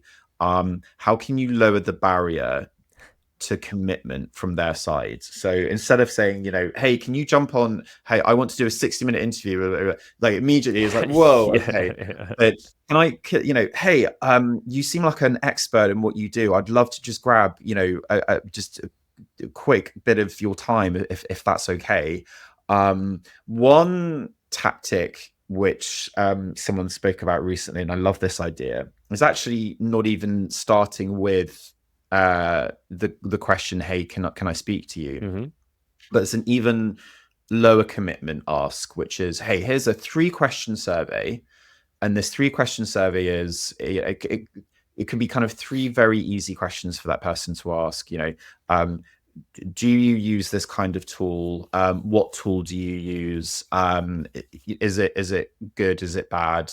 And then a final question which says, would you be willing to kind of speak just a little bit more on this topic, kind of 10-15 minutes? A surprising number of people turn around and say, like, yeah, okay, cool. Really? Wow. Okay. Happy to give some time. So you sort of introduced something that they feel like, okay, is very low commitment. And then you're introducing a further step. So that step doesn't feel as big. And so then the person goes, okay, yeah. But if you lead on that immediate next step straight away, hey, can you jump on a call and let's talk? Yeah. So you just need to lower that commitment barrier for the person to jump over in order to give that time. And that means maybe taking small incremental steps. I mean, other things people do as well is the classic, here's a Amazon voucher, or here's a coffee voucher or something to kind of incentivize. You're literally paying people to jump on a call with you and to talk. But also complement the interviews with surveys as well. So you've got the quantitative data. It's not as deep, and I don't love the idea of just relying on surveys. There's just not enough information and insights you can get. But I liked the idea of using the kind of quick survey to then get someone interested, and then you're sort of building a very, very early stage relationship with someone through that tactic. Also, speaking to people in person. So if there are events that you can go to, a networking event. Oh, that's a great tip. It's a very specific ICP. Then you just meet people, go, hey, and you don't even need to say to them like, hey, can I ask you these questions for 20 minutes? Just start talking. It just flows, right? Yeah, absolutely. And every workshop we do ends with 3 to 5 interviews. So the reason I ask is because I want to know if you have like a a different approach, and these tips are really interesting. I've never thought of it. And actually, one time I stepped out of our usual way, which I will explain in a second, and I reached out to a agency owner from gaming industry to review my client's website. Because the client was targeting creative agencies in gaming industry, so he was perfect. And I literally just said, look, here's a link for already prepared user research test. We used winter.com. Right. And it takes 10, 15 minutes. You're going to get 100 quid. Can you do that? He did it in like 5 minutes. Right. Like easy. So that was the only time I've done it, and great success. So hardly a sample, but I did it. And all the time we use platforms like userinterviews.com. There's Hotjar Engage, Lissa, maze.com, I think. So there are a few. The most important part is that they have the panel of participants that matches your audience. And some of them are purely B2B, some of them are purely B2C. All of them, the other are just a mix of those. So it takes a while, but I don't think we've ever failed to find at least 3 matches in the entire world. Yes. For people that could help us out. So the platforms, they're great for message testing as well. Right. If you've already done the work and you've got an idea, like even when you're mapping across your product to customer jobs and desired outcomes, you're still going to find that there are a number of different messages that you can lead on. What's that messaging hierarchy? So you still want to test out their messaging, and like Winter's a great example of the platform. I love it. Yeah, absolutely. We use Winter regularly. Honestly, you just go there, pay like $100, which is £80, and a marketing senior or specialist, it depends on the role that you pick. And you can get precise with that role. Yeah, you can be very precise, and they honestly open your website. They record a video of themselves browsing it and giving the narrative of what they think, and like just crazy value. Like, absolutely, I don't know why people don't do it. It's just so easy nowadays. And hats off to Peep for building the platform like this. It's just great. For product marketers, it's great. Oh, it's a blessing, right? Absolutely. Sometimes, like, I mean, if people did that more, I wouldn't have a job, to be honest. Let's not talk about it anymore. Yeah. All right. Next one. Humor. Okay. I don't have a sense of humor. No, me neither. I'm very, very serious. Yeah. This is what happens when we're an hour and a half into talking. That's all right. Hey, we're gonna finish off on a lighter note. Right. I know we kind of poked at each other before we started recording about how stand-up comedy is similar to writing copy on a website or anywhere, any marketing collateral, because you have to find those punchlines that actually land and make people laugh or engage.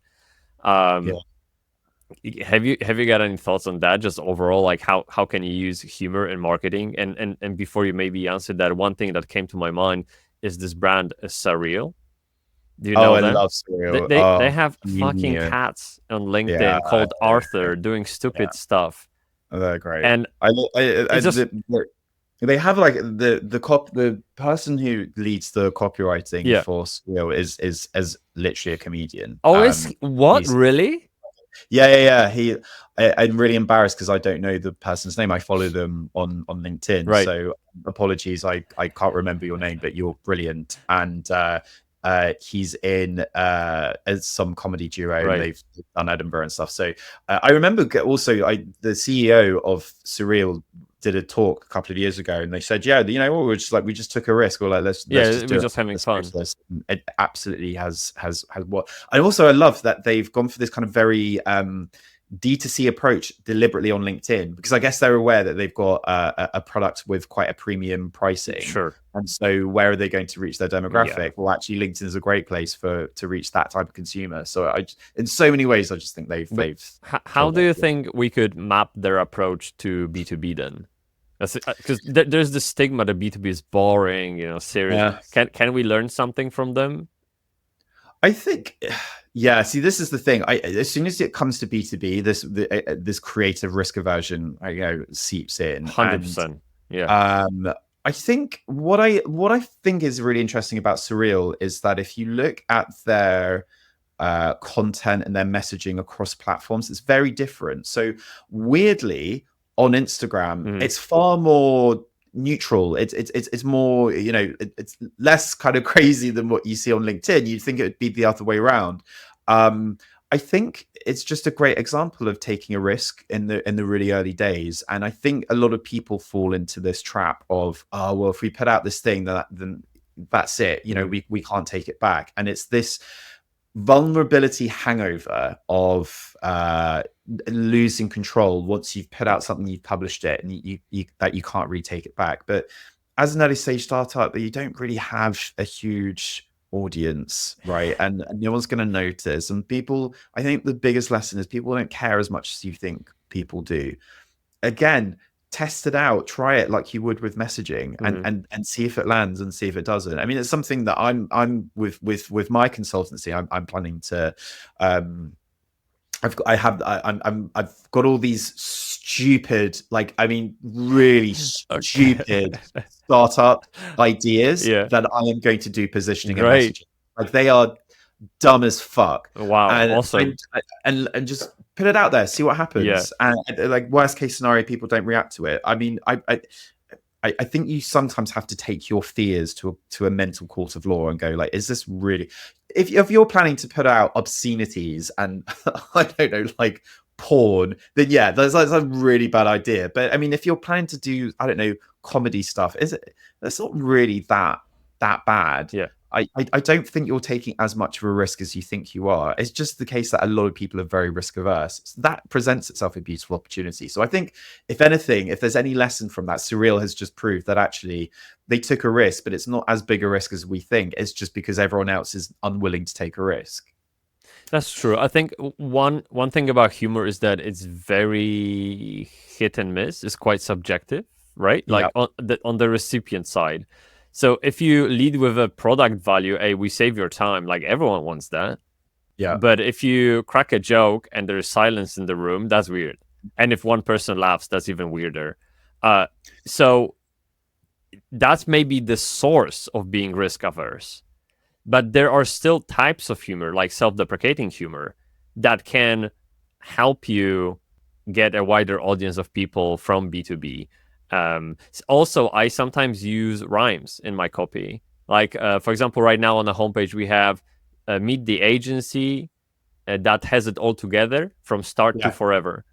Right. So it's not serious, but it's not stupid humor. It's just, I guess it shows character and also gets the message across. And it won't, I mean, you'd have to be really soulless person to not find it at least somehow, at least appreciate it, maybe. Oh, that's way too good. Yeah, sure. I mean, look, here's the big fear that many of us have, which is we want to come across as serious and credible because there is, again, this risk aversion on the part of a target customer, and we don't want them to think that we're stupid or not taking ourselves seriously, because ultimately they're parting with money. But that doesn't mean that you can't inject personality, you can't inject humor into your brand positioning. I think it's a journey that you will go on just as much as you would with figuring out your segment, figuring out your messaging, figuring out that tone of voice and that type of humor is you're going on exactly that same journey. And as someone that has done a little bit, a massive emphasis on a little bit of stand-up comedy, the journey to finding your voice is a painful one, because you have to go up on stage and you have to tell jokes that aren't that funny and don't land, and that's the only way that you figure out if it works or not. Even big established comedians, they do these work in progress shows, and so they have to go up and tell jokes that they don't know if they will land or not. And they're very good at making a joke about the joke that didn't land. Well, they go, well, that landed like a sack of shit. Cool. And then they get a big laugh, and it's fine. So they have figured out how to do it in a way that actually isn't that risky. But it is just the same kind of journey that a startup and a founder will go on when it comes to their product positioning and messaging. Is what is that tone of voice? But I think humor is there is a huge opportunity with it. I actually see more people trying it and succeeding. The question is, what is your goal? Are you looking to build an audience? I think humor is tailored perfectly to that. Does it help you convert sales? That is something that you'll discover once you have that bigger audience. When you start speaking to people and asking why are you interested in our services, what helped you discover us? Oh, it was because that funny content, stuff you put out. Okay, do they convert to a customer? Yes. Okay, and you're starting to see that there are signals that this kind of thing is working. But trial and error. Exactly. I think that's the way in business and life. Just don't be afraid of failing. Again, the F word. In public. In public, yeah. I mean, the biggest fear is what people's gonna think of you, and that's the surest way to not grow, I think, because essentially you're living you are living by someone else's expectations, not your own, and that's very bad. And so one company that comes to my mind, I don't think they're actually in business, but I don't want to attribute their sense of humor as the factor why they went out.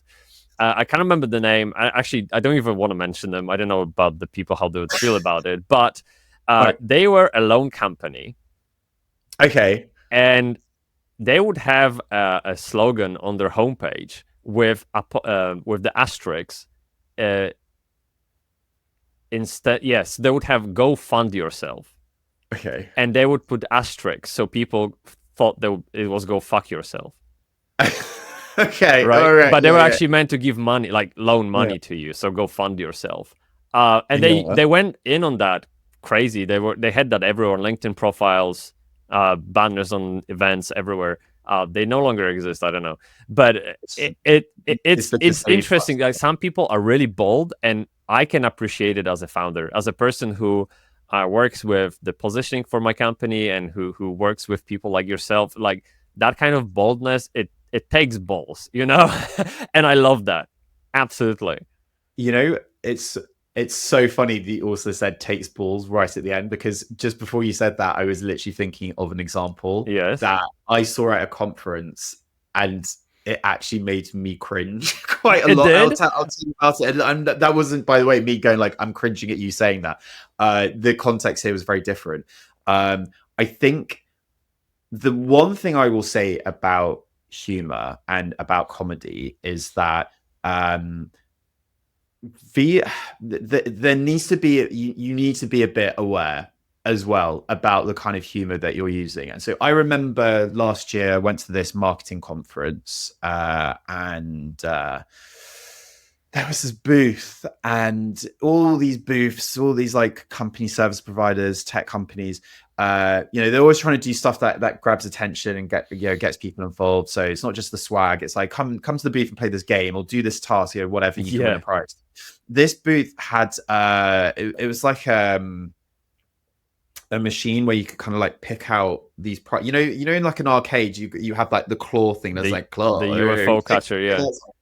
It said the slogan attached to it, and so there were all these prizes in these kind of transparent plastic balls. They said something like, grab your marketing by the balls, and I was like, oh no, it was clearly some lad in marketing had written this, and I thought, that is such an alienating message. Like no, that's an example of where humor goes wrong. And if you have a team of entirely like a very specific type of person that isn't representative of your customer base, that's the kind of shit that happens. So that's very good. I love that example. I don't know. Like I would definitely remember that too if I actually seen it myself. I mean, I remembered it for like all the wrong reasons, but so if your goal is to create something memorable, great. But I remember going, I'm not going to that booth. I don't think I want to talk to them. Sure. No, I can see why.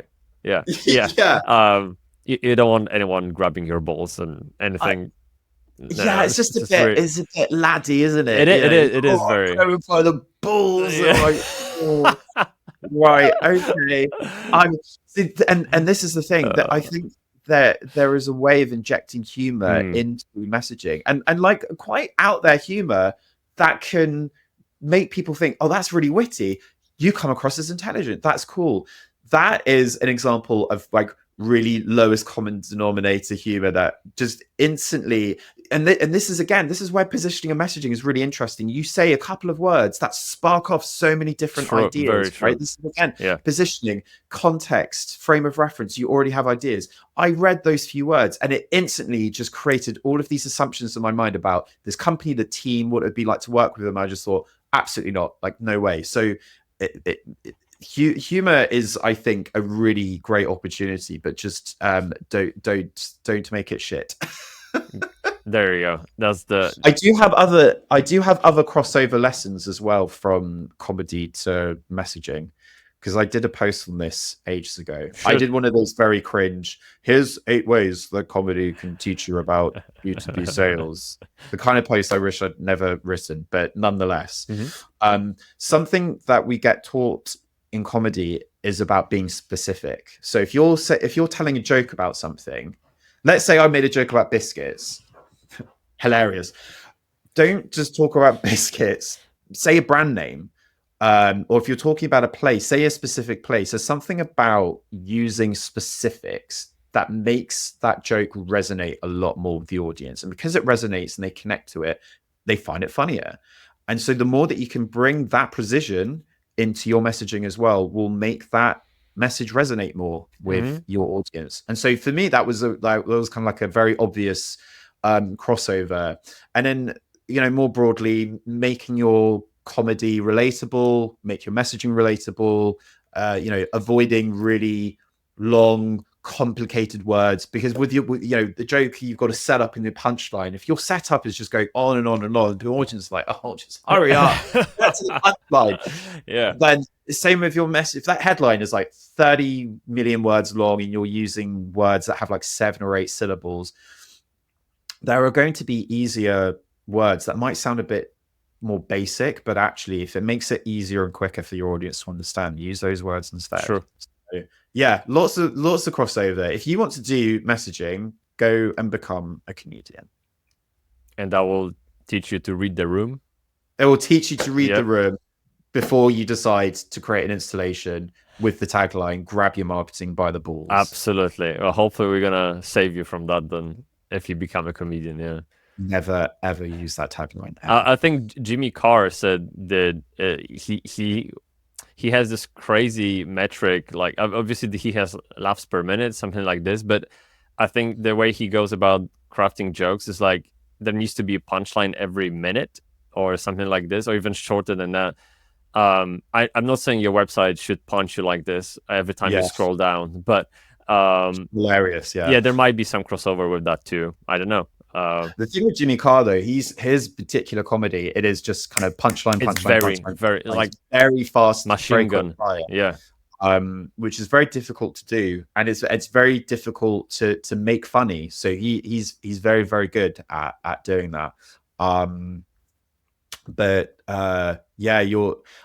think for your homepage, for your website, that the crossover for me there is less is more. You don't need to pack your website with absolutely every single product capability that you want. Yeah, true. Just focus on what works.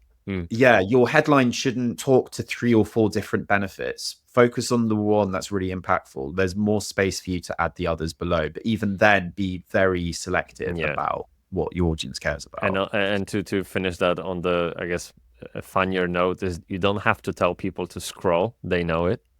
Okay. Scroll down. Yeah, scroll down to see more, dude. Oh, that's how it works. Okay, cool. It has a wheel on it. Okay, I can just use my. It's fine. I've used website before. Okay, I know there's more. Yeah. But okay. Well, anyway, we've been on for about 2 hours. Is there? Yeah, that's crazy. Wow, I think it's one of the longest I've recorded, but it's so fun.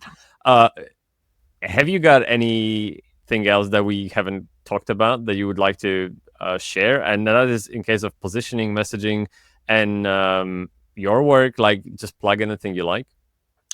All of it, yeah. So I think one thing which I see often on LinkedIn, and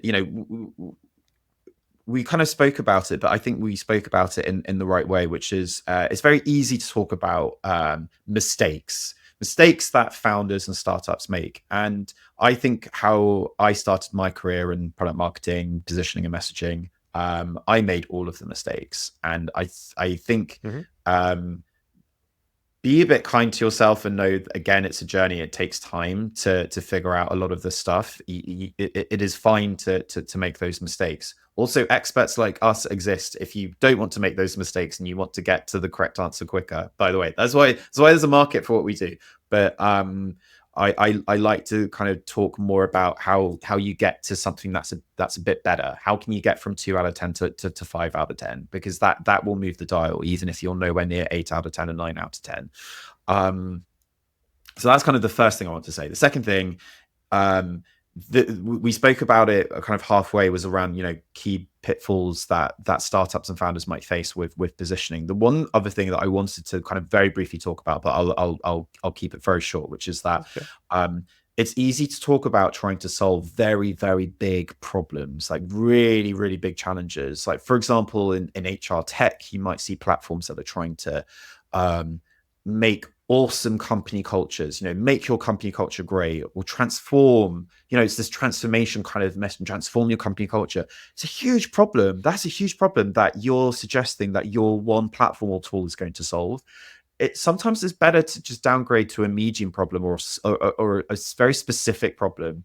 It's much easier for your target buyer to understand where you fit in. And the reality is you're going to be part of a much bigger collection, cohorts, of tools and solutions that helps to solve a much bigger challenge. You don't need to be the thing that drives that overall change. So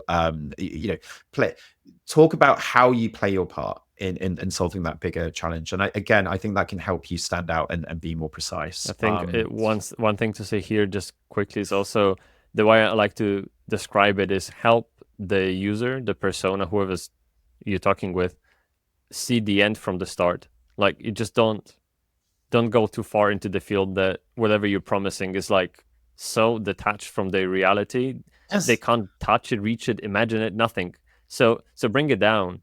Bring it down. No one's expecting you to solve that big challenge either. It's not. You might have a vision of solving poverty in the world, right? But just dial it down. I know this is a good cause, but how are you gonna do it? And just show me the first step, and we can talk about the second one. Okay? Yeah, exactly. And this is, again, this is what I was saying earlier. I always say, like, ground your messaging, give it grounding, give it a foundation. It's something you can touch, and it's much easier to interpret and understand. Cool. How can is there anything else, by the way? No, that cool. I was just taking a big breath. Yeah, we're gonna lay down after this. This is what you do at our age. Yeah. I'm gonna meditate. Yeah. Maybe that's why work from home is becoming so popular, because people just lay down after meetings. I don't know. Yeah. It's maybe it's my ADHD. I find after a call, I'm like, right, okay, I'm just gonna recharge after this. I mean, this has been really fun and enjoyable. So actually, this has given me energy rather than a call where I feel like, I feel the same. Intense. I feel the same. So let's wrap it up with the question: how can people reach out to you if they have any questions and to see what you do? Just tell us. For sure. So you can find me on LinkedIn. Just search Craig Brown Troubadour. If you come across a profile with a yellow banner, then you know that you found the right person. What was the name of that yellow? Airplane yellow? Oh, yeah. So this goes back to the story. So so the branding colors of Troubadour, my product marketing consultancy, is yellow and black. And I'm an aviation geek. When I was younger, I really wanted to be an airline pilot, and I stumbled upon the story of airport signage because I'm a really cool person. And you will often see, especially in UK airports, but you see this in other places as well, that airport signage is done in yellow and black. And the reason for that is many tests were done to understand the psychology around how color can help with clarity, and yellow and black were seen as the optimal color combination to make signage and words and writing very clear, especially in very international environments where there are people from all around the world flying through airports. So that's why signage is in yellow and black. So I That's very brought interesting. that to my consultancy. Firstly, is that link to being an advocate, but also a big part of what we do is to provide clarity on what your solution is to your target audience. Well, there you go. So it's called airport yellow. Airport yellow. I love that. I wonder what my raspberry means. Probably some kind of danger, but I didn't check. Yeah. Run away. So they can find you on LinkedIn, Troubadour. What's the website? So find me on LinkedIn. Just search for Craig Brown at Troubadour. Also, I'm running workshops for positioning workshops, and I do other workshops as well for founders. So if you're interested in jumping on the next workshop, just reach out, and I can secure you a place. Website www.troubadour.co. Didn't get .com because that's been taken by a music comedy venue in LA, but I got .co. Ah, damn. Okay. Cool. Well, at least you got that. You're the trendy one now then, because I feel like everyone is .co, .ai, .io. Yeah, that's one. That's cool. That's cool. Now I'll make sure we leave all the links in the description as always. But thank you. So guys, please do check out Craig's work. It sounds awesome, 100%. And make sure to check the yellow. Okay, this is airport yellow. Airport yellow. So you know, the more you know. Does the phrase. Anyway, thank Craig. Thank you so much for coming. I really appreciate the talk and all the laughs we had, and I look forward to talking with you again in the future. Thanks. Yeah, thank you. It's been awesome. Thank you. Cool. Thank you for listening to my conversation with Craig. To support this podcast, please leave a follow and share it with a friend. I hope to see you next time. Bye-bye.